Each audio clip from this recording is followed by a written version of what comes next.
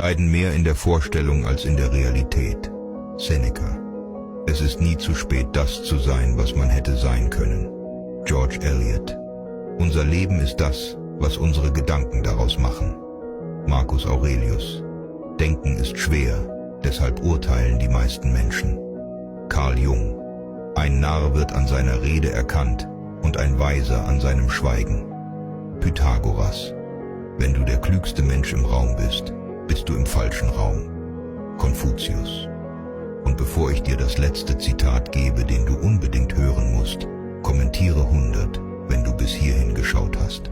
Das zeigt, dass du zu den 1% gehörst, die tatsächlich zu Ende bringen, was sie anfangen.